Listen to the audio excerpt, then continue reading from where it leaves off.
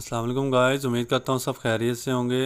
अल्हम्दुलिल्लाह बहुत ही मज़े की एरोगेना में मैंने चिप्स बनाई है।